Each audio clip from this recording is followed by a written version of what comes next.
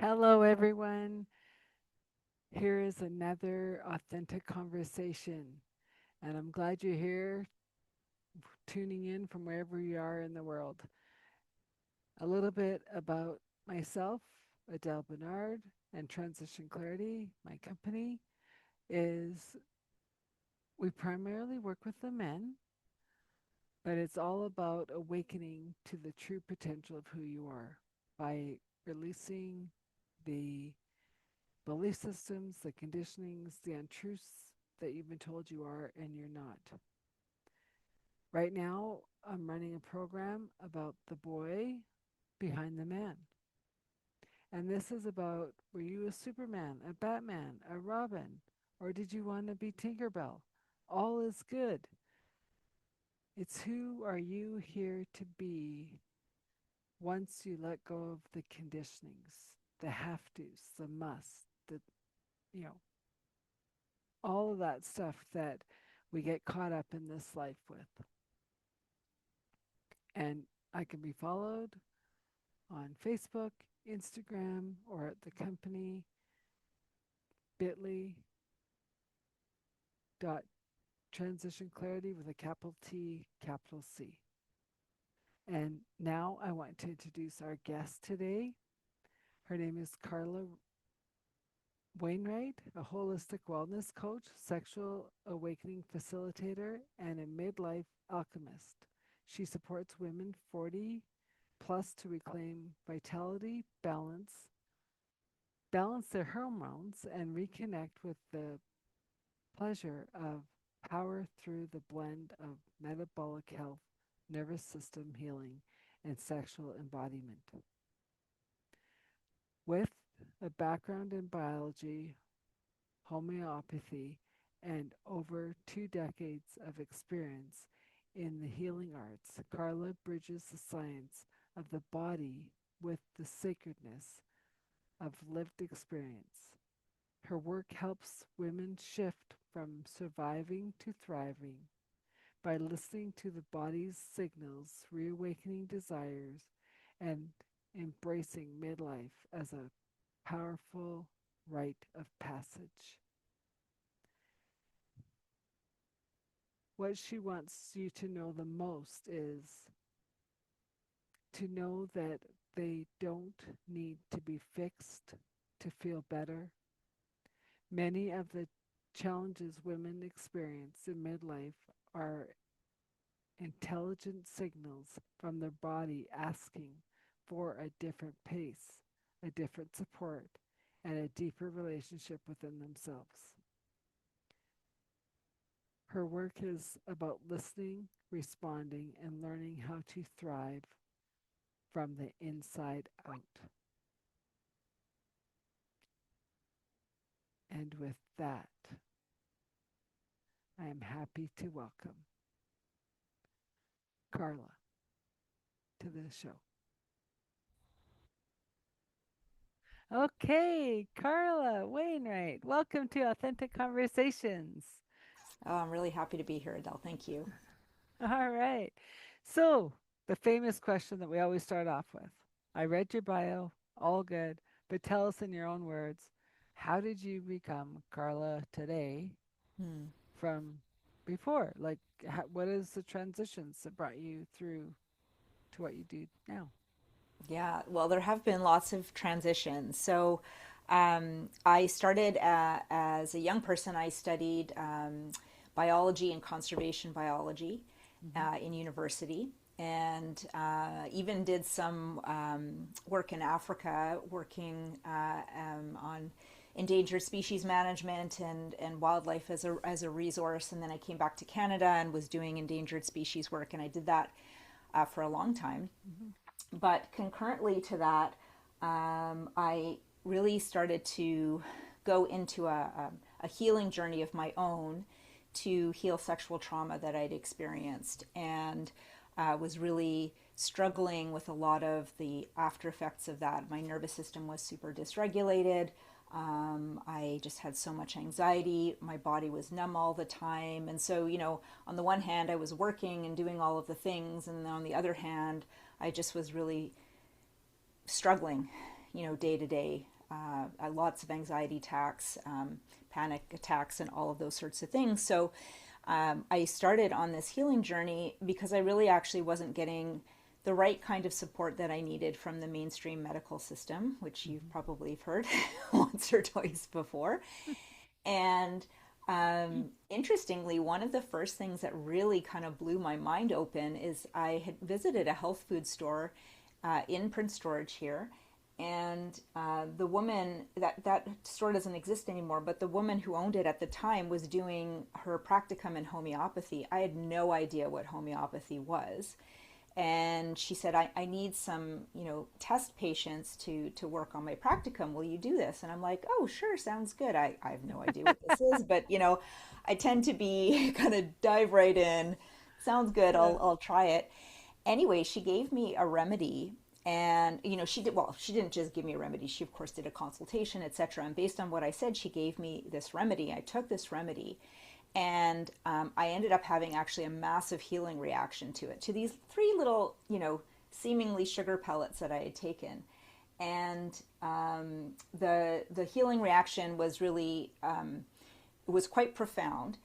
And after that, one of the side effects of having the sexual trauma is that I had continual bladder infections. And after that, all my bladder infections cleared up. And I was like, well, wait a second. What just happened here? I had no clue what happened, but it made me very curious. So that was kind of this opening into seeing the world in an entirely different way. Because I had studied science and I considered myself a scientist, I was sort of very rational and not totally mean. I've never been mainstream, but I kind of followed the scientific method. And here I took something that kind of defied Western thought of science, like the Mm-hmm. understanding of science, and it made me really curious. I also was doing yoga at the time just to try to relax my body and also had these profound experiences. So, in any case, it started me on this path of moving more into the healing arts and the esoteric arts. And as I began to heal my body, I wanted to study that and become certified in that so I could help others. And so for a long time, I kind of did this dual path. I did the biology bit because that's how I made a living. I was doing the more esoteric healing arts at the same time because that started to become my passion.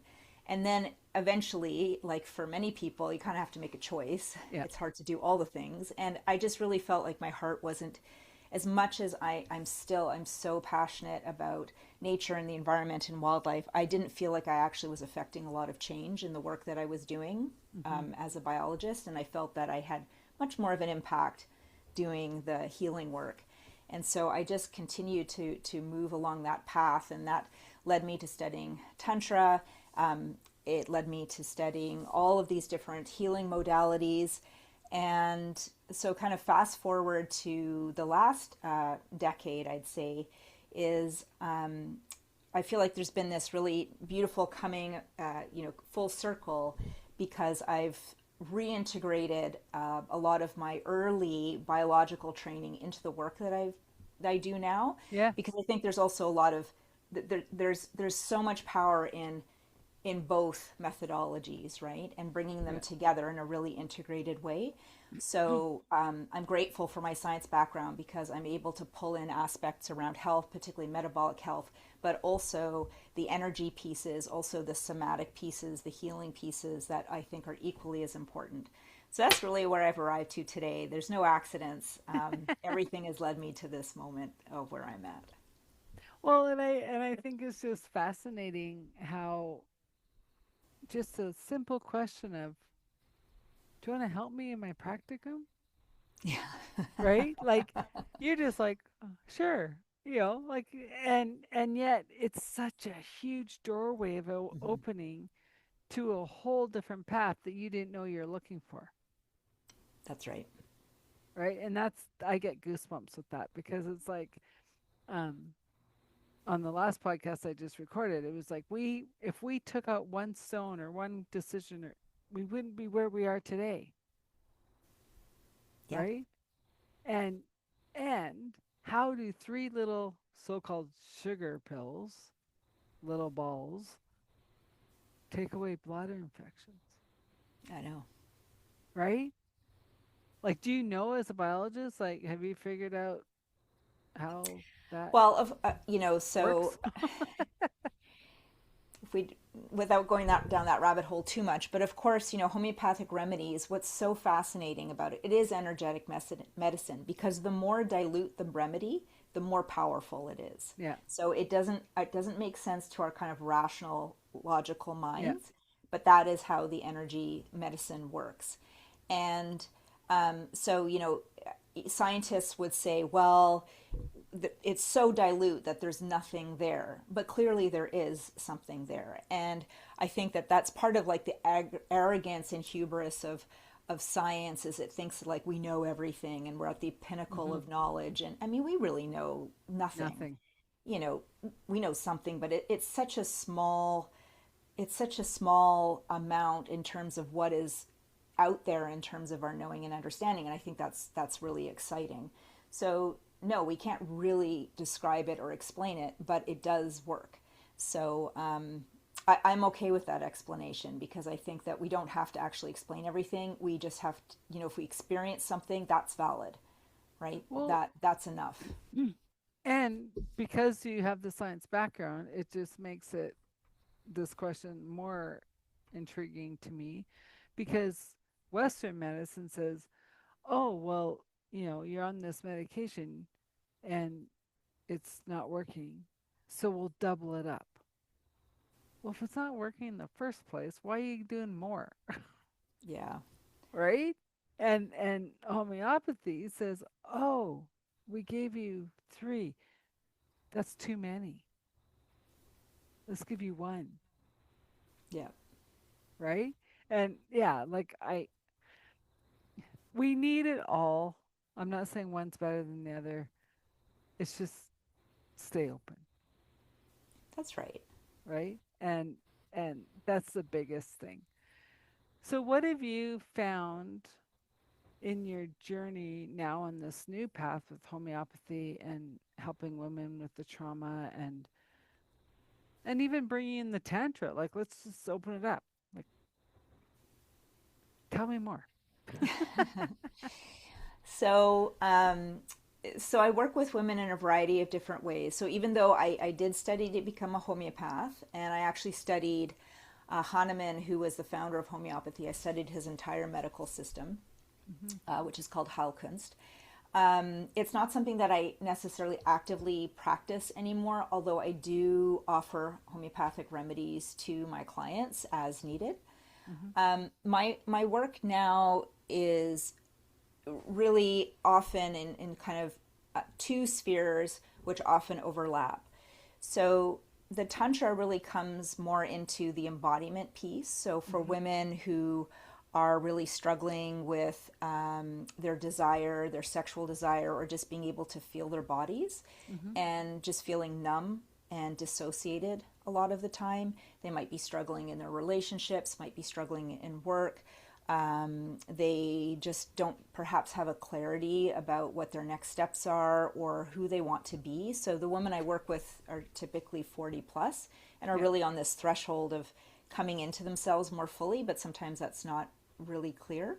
Yeah. And then the other piece of that is really supporting women in their lifestyle and their metabolic health. And they're not separate, right? Because what how we take care of our bodies, and having a body that is functioning as optimally as possible, means that all of our endocrine system, our hormones, our blood sugar, our cortisol response, our adrenal glands, all of those things are functioning in such a way that we can be really attuned to our bodies, that we can experience pleasure and desire, that we Hmm. can really have a clear mind and know what's coming next. So they're not separate, but Hmm. sometimes it depends where someone is at in terms of where we move first, and then where we go.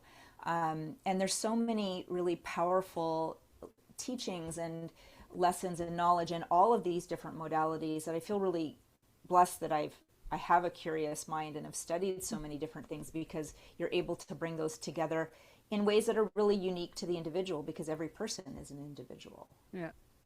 So how much is the unknowing for the women?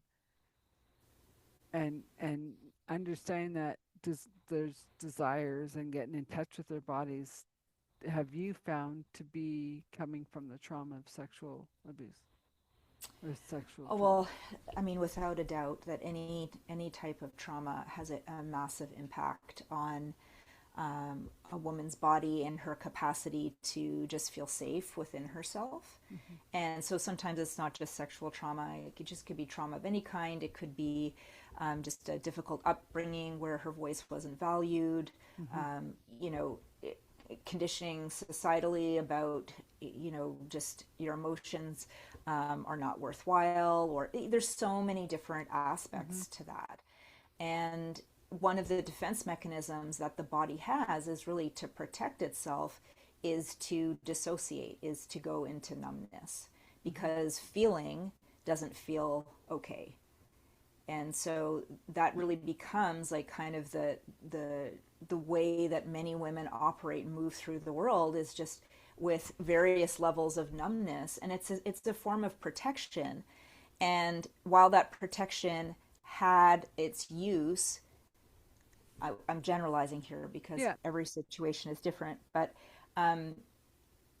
that protection had its use perhaps at one time, but it is not supportive for a woman to move through her entire life feeling numb and dissociated.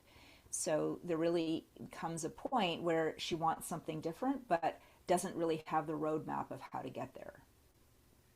Yeah.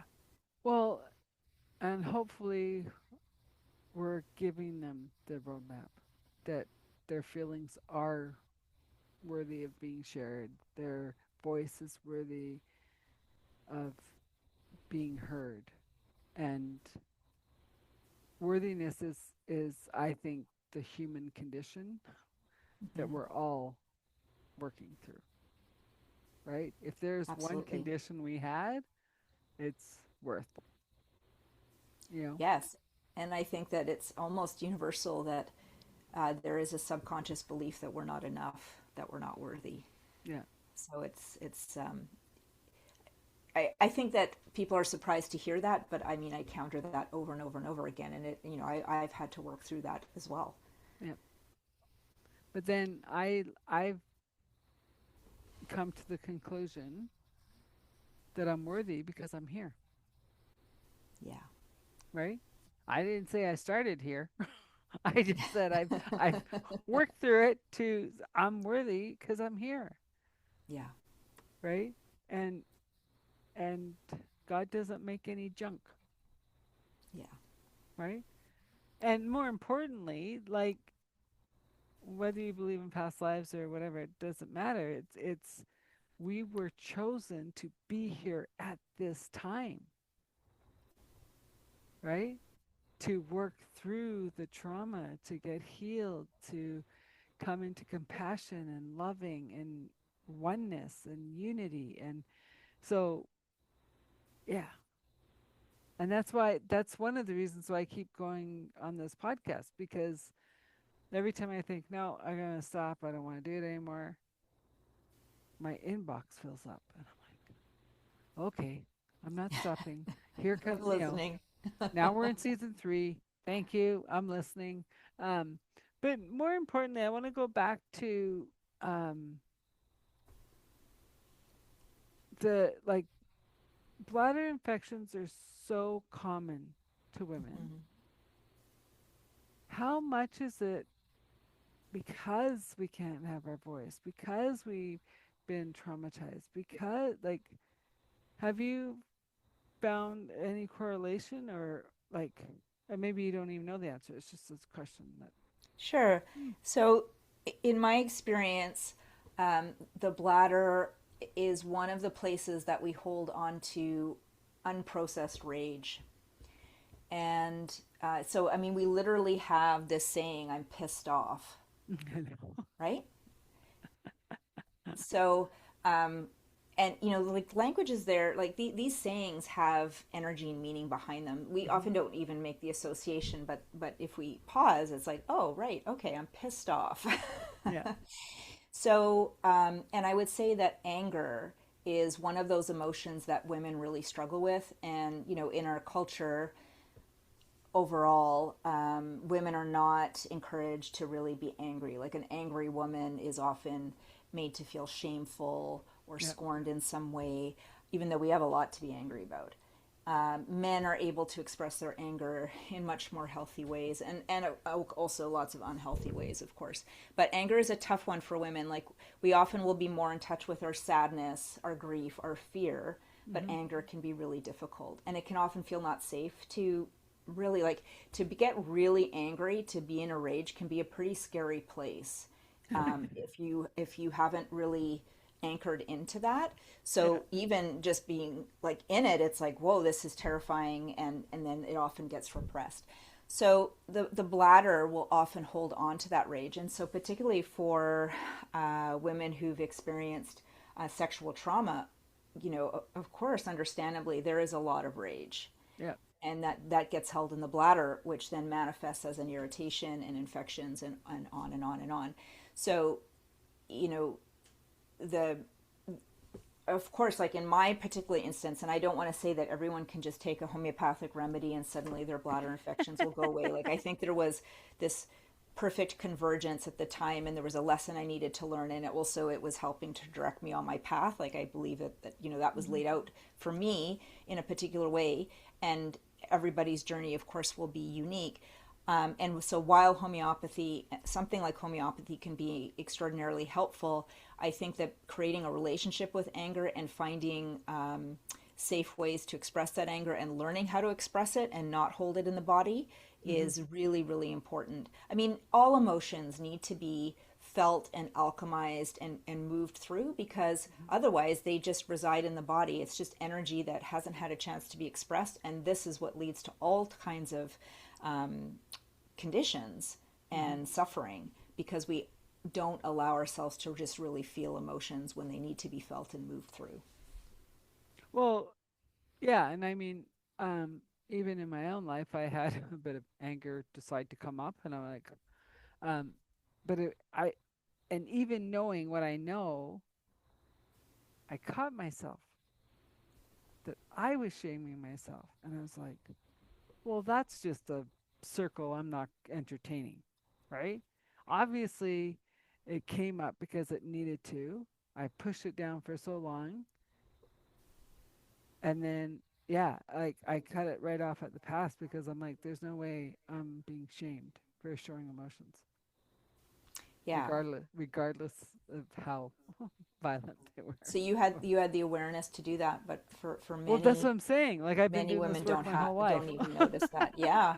Yeah, and right? that's powerful, right? It's like, well, Yeah, wait a second, actually I'm seeing a behavior pattern now, and I'm not yeah, moving into that. and I was kind of taken back by going, yeah, could I have handled it differently if I was grounded and centered and sure.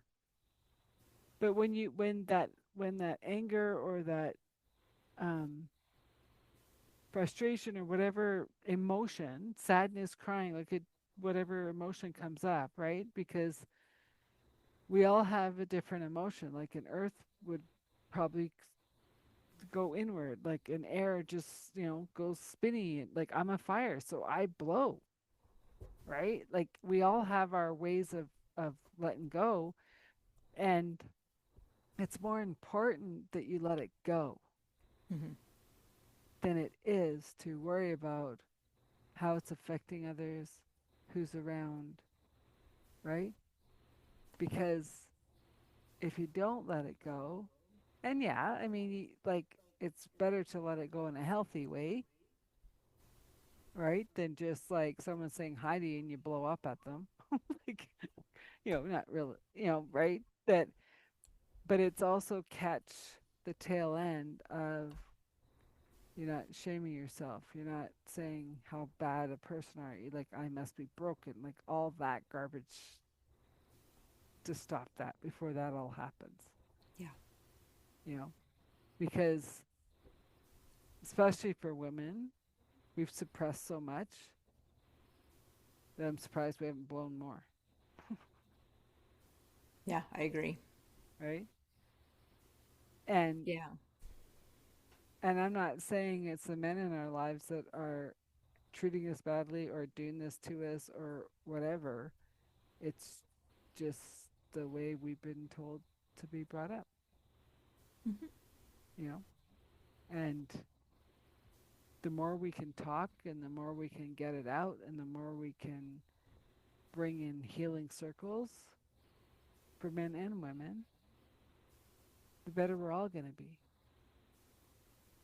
And that's what I'm excited about for 2026 is we've come through the garbage and the letting go of 2025, right? And now we can come into the healing of 2026, the unison, the compassion, Mm.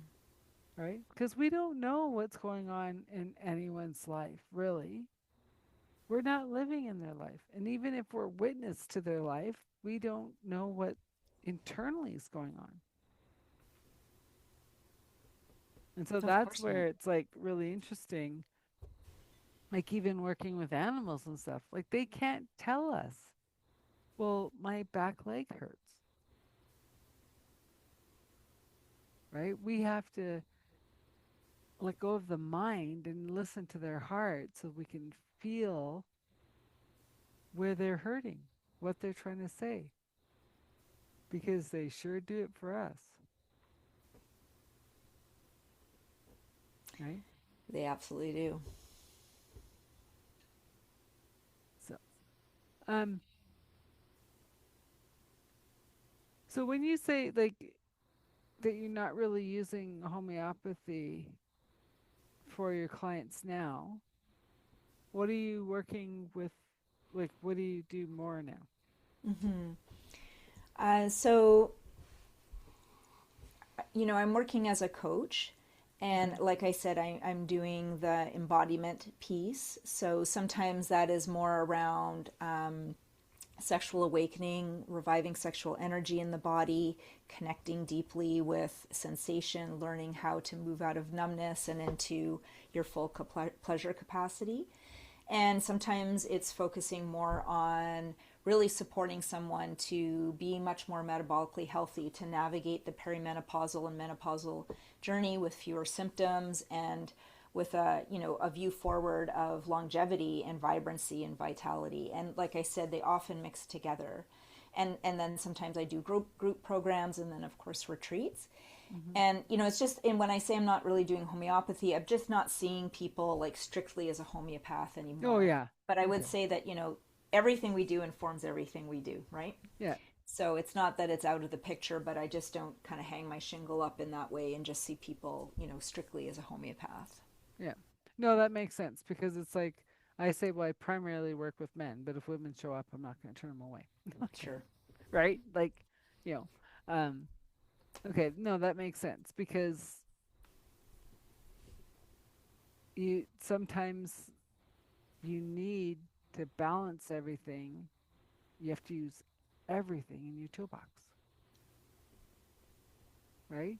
And so are you finding with the women you're working with that menopause is getting harder? Um, yes, I would say that it absolutely is getting harder. Okay. And I think that's for a number of different reasons. So I think one of the primary, well, there's a couple primary reasons. The first, I think, is that the, the modern life that we live is enormously stressful.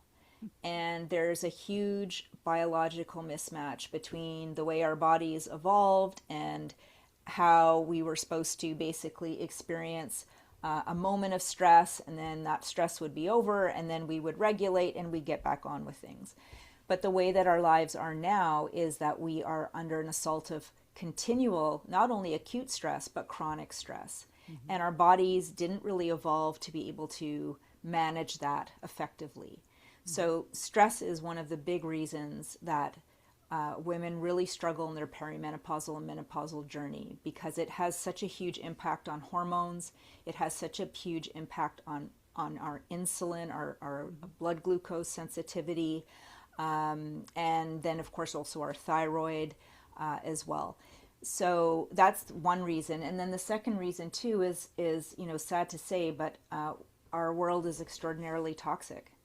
And there's also an assault, again, on our biology from all of these toxins in our environment, whether it's the food that we eat and all the chemicals and the glyphosate and things that are sprayed on our food, to all of the beauty products and the household cleaners and the Teflon pans and the stuff in the air. And so it's very difficult for our bodies to kind of navigate through all of that. And again, it puts so much pressure on our biological systems that what should be a transition that may have a few waves becomes super stormy.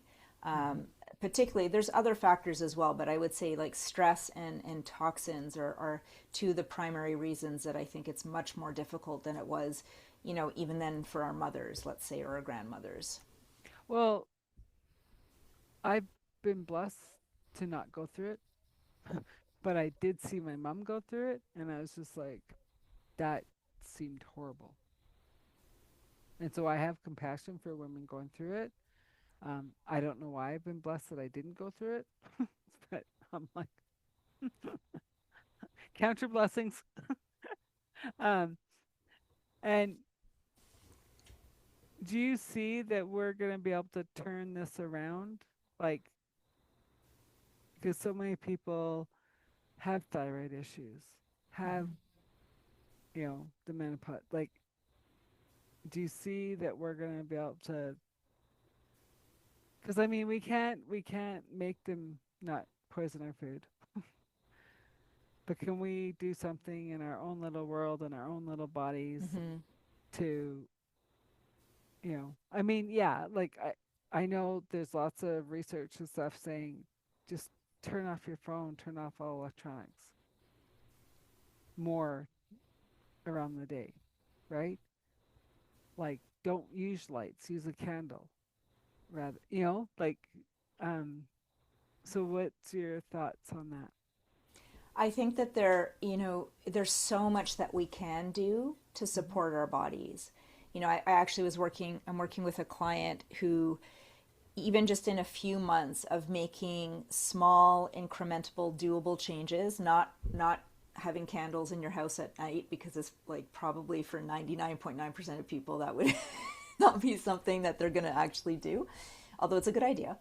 And she's turning 50 this year, and she says she hasn't felt this good in years. So I do want to give women hope that we can make changes that can have a huge impact, but we Hmm. have to have the desire to make those changes. And I think we know a lot now. Of course, we're going to keep uncovering more, but I do think that women have to start taking their health a whole lot more seriously. And, there's some really, to me, very upsetting statistics. Like 1 in 5 women is at risk for dementia. 80% of all Why autoimmune is disorders that? are women. Well, dementia is like often called diabetes type 3, right? Right. So it's a blood sugar thing. It's that we are eating too much processed food. We are eating too frequently. We are on this blood sugar roller coaster all the time, and the brain isn't being fed properly. And then over time, then that creates, the setup for these dementia diseases. So, women's health, I think, is really being very severely impacted. And I think that the power lies within each and every woman to start making different choices, which can at the beginning feel a little difficult because the choices we make are what let us feel kind of comfortable and able to kind of maintain the status quo in the moment. But the long term effect is really, really negative. So I think that, vibrant health and longevity without, chronic disease, without Alzheimer's or dementia, without all of these things, thyroid problems that are an all-time high, all of these things, it's like I can't even remember what it is, but it's something like almost 50% of women past menopause end up with a thyroid problem. That's not normal, right? But there's ways that we can absolutely prevent that.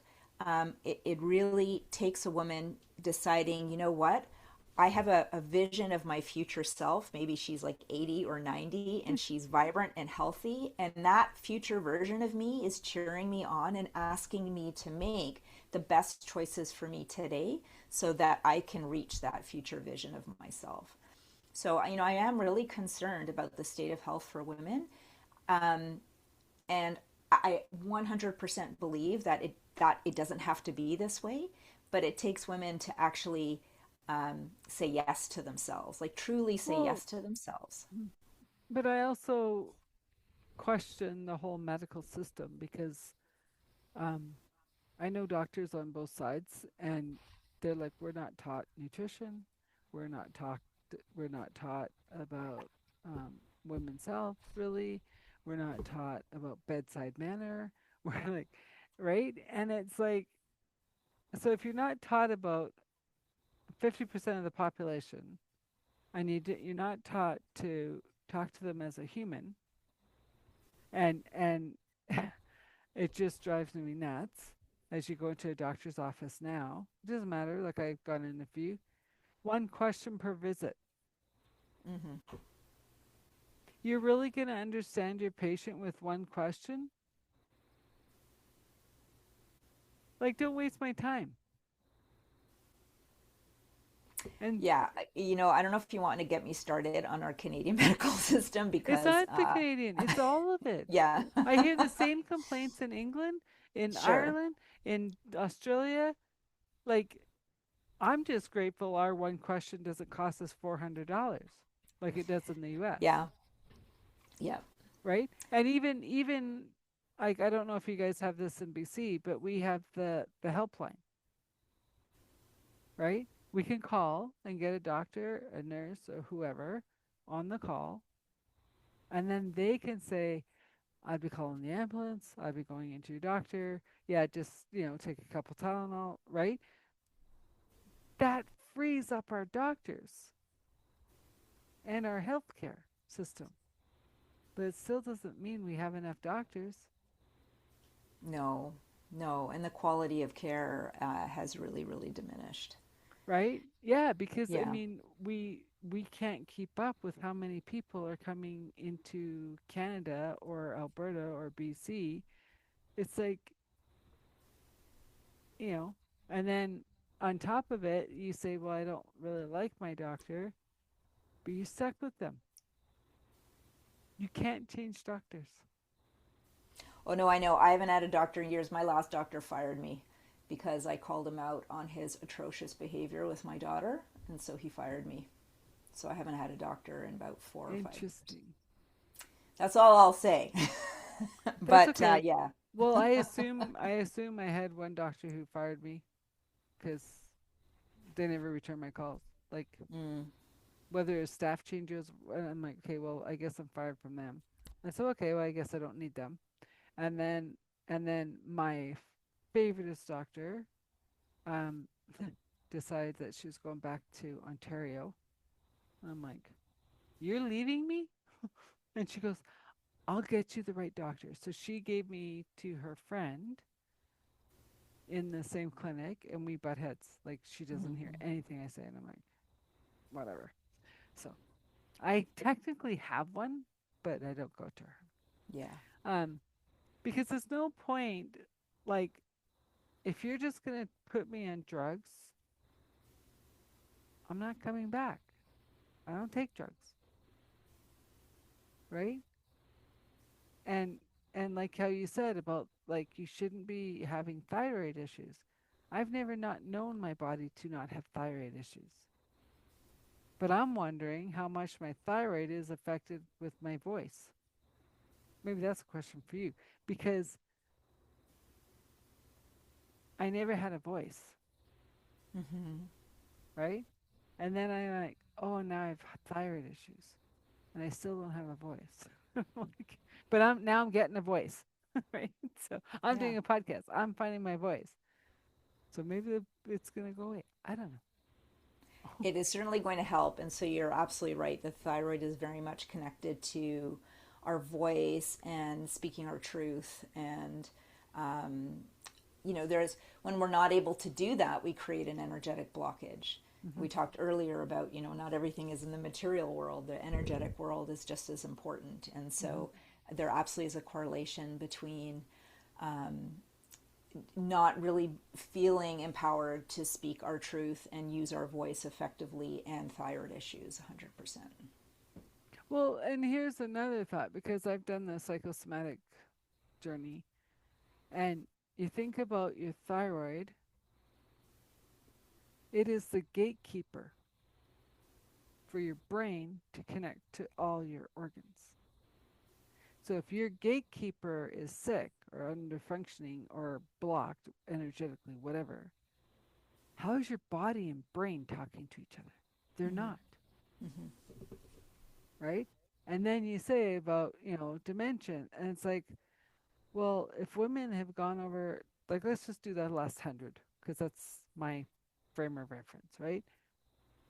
If they haven't had a voice and they've had to be the good, dutiful wife, well, no wonder they all have dementia because they're all probably having thyroid issues, which shutting down the brain and the body from communicating, Yeah. right? And so I do work with dementia patients, and it's funny because I went to see this one who I don't I question if she even knows her name some days, right? Like, and I went in to see her around Christmas time, and I said, "Okay, I want a new story." She goes, "I don't have any stories." I said, "You do." I said, "I want to know your favorite Christmas." It wasn't in this lifetime. Like, I know her backstory. I know, like, her family. I know where she grew up. And I'm like, "Where are we?" And she goes, "I'm telling you the story." I said, "In what time?"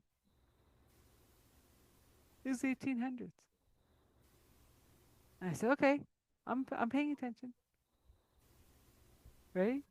And I thought, this is fascinating. So maybe she doesn't know her name, but she could replay that story like it was current.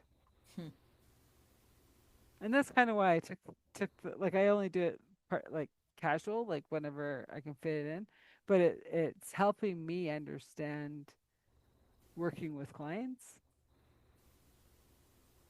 Okay, where's the pain really? You say it's your shoulder, but let's go deeper,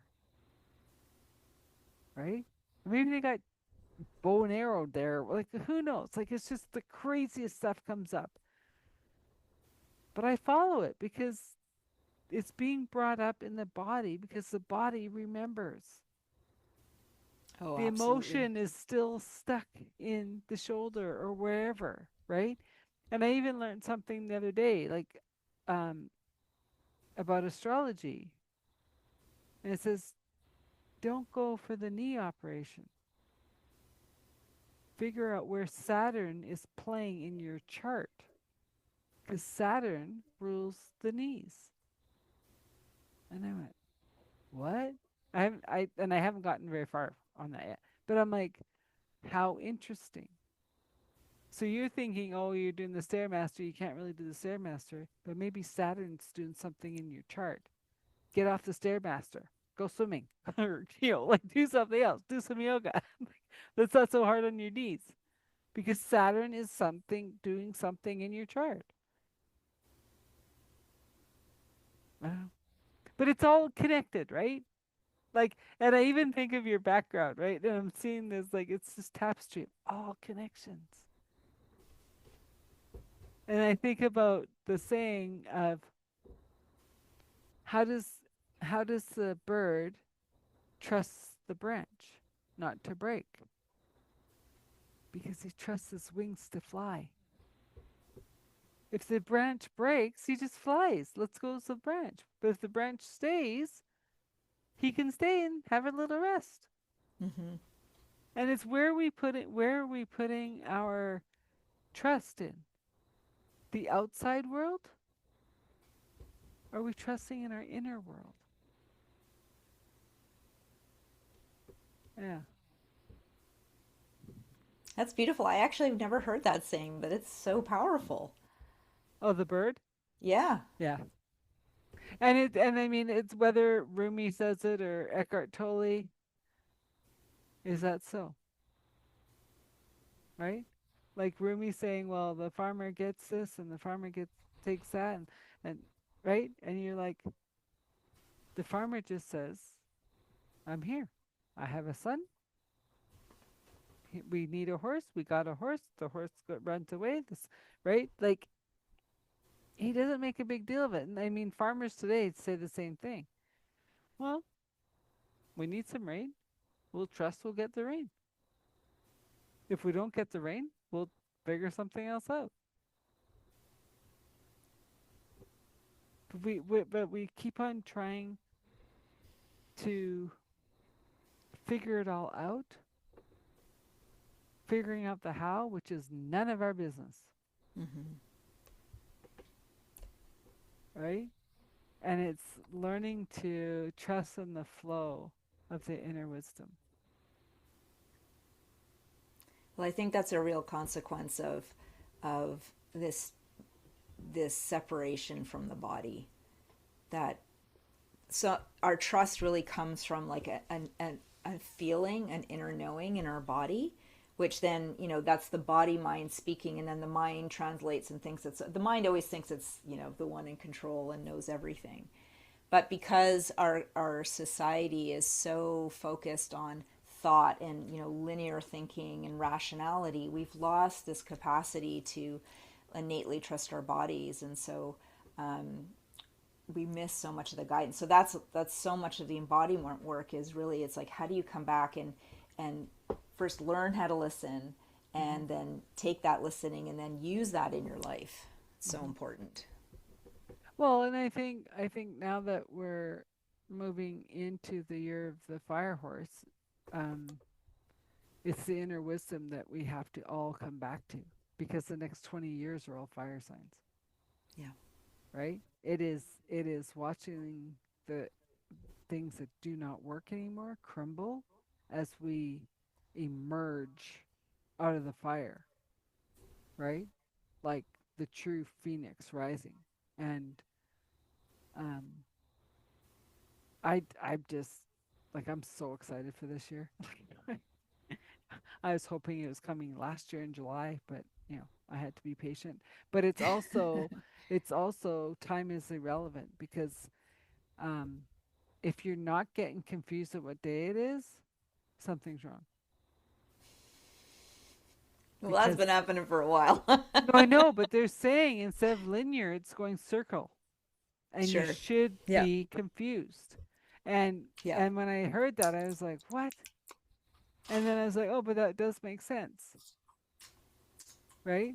Because yeah, we have our calendars to keep us straight, but then on the other hand, it's like, well, let's just go in the circle and see where we end up.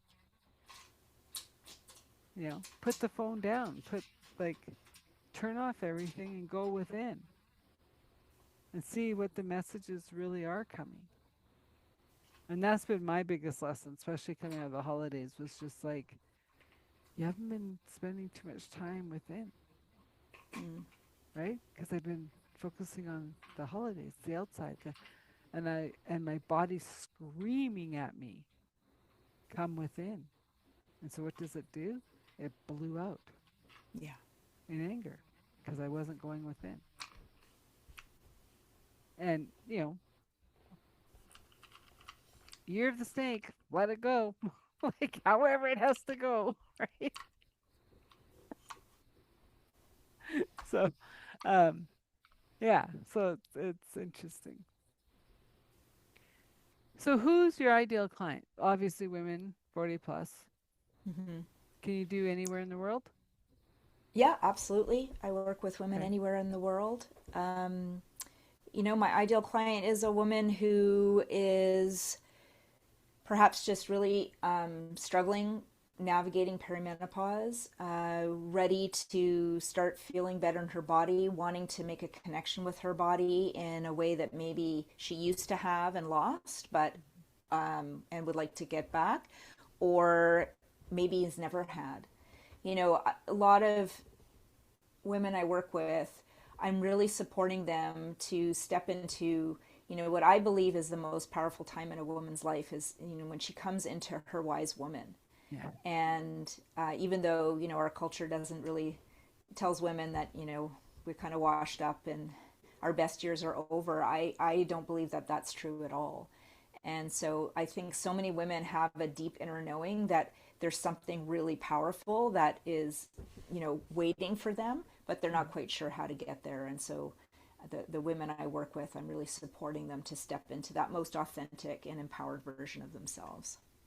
Well, and in the native community, they're called the wisdom keepers Mm-hmm. because it's like you have the child who becomes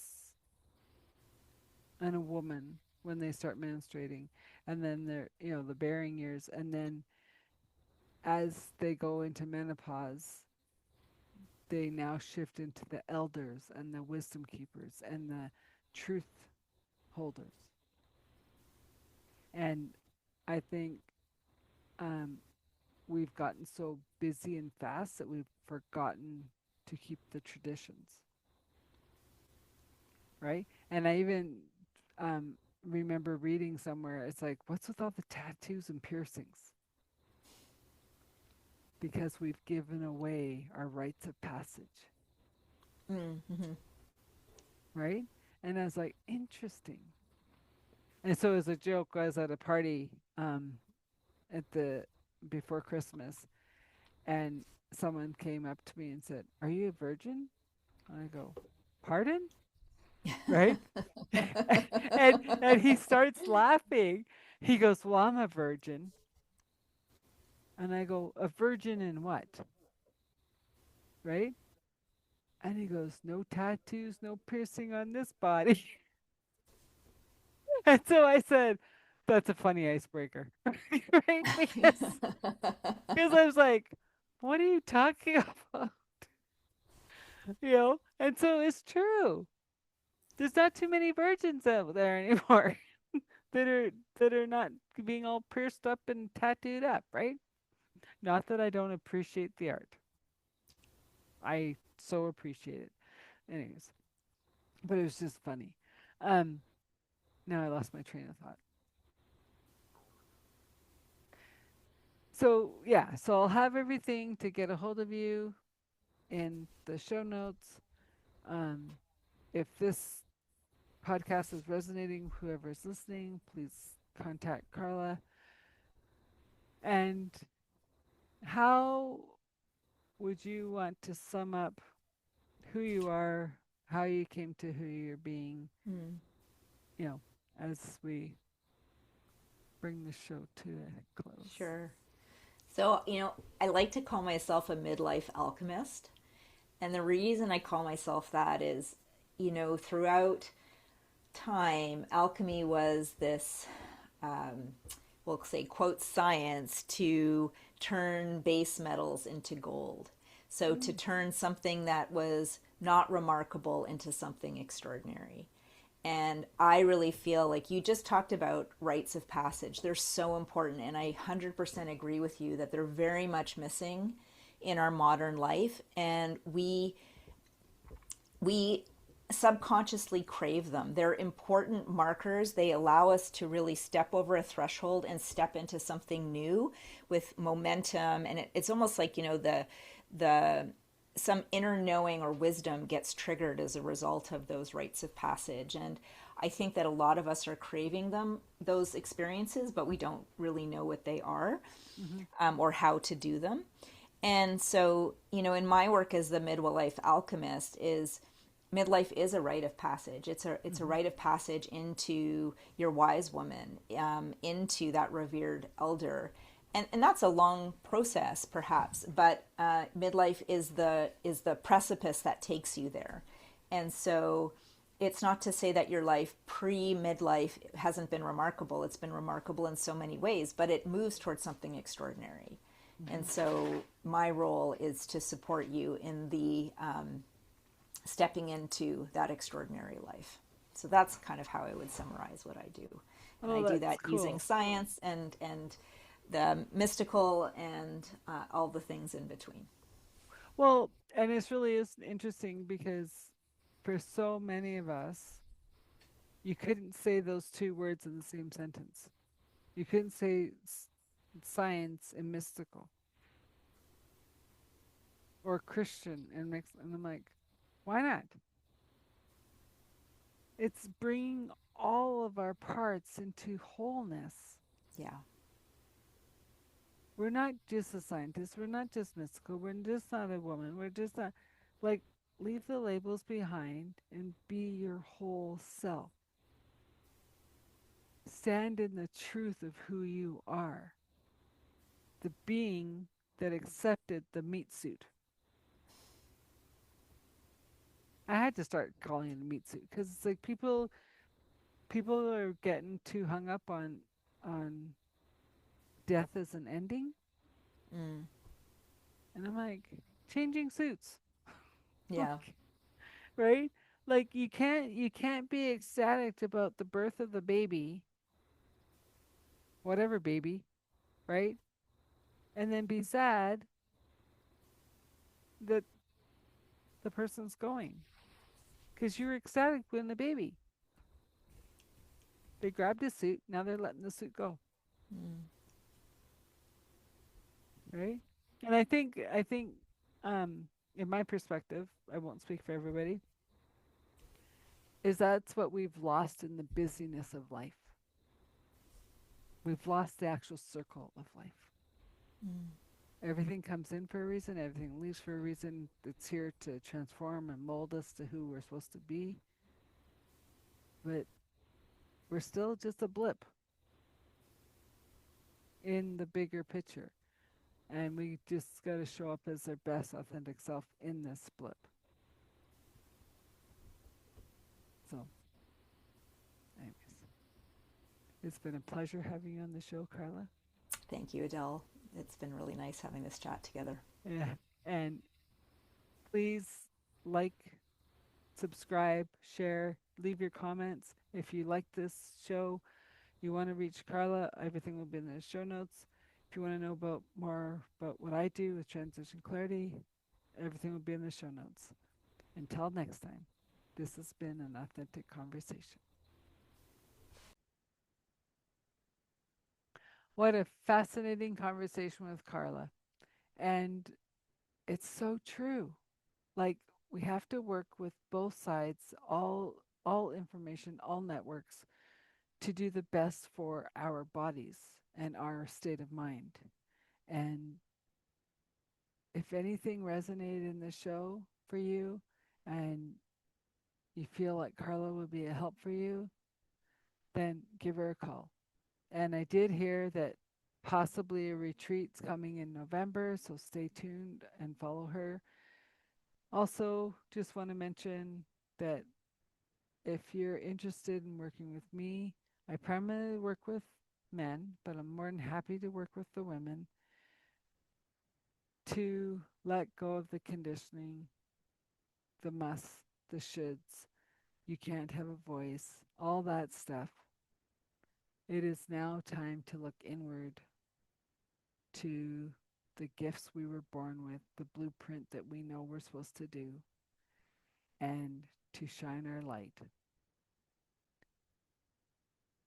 Once again, this is an authentic conversation. I'm your host, Adele Bernard. Check out the show notes for all information to contact any of the guests or myself. And if you think we could help, we're always willing to have a call. Until next time.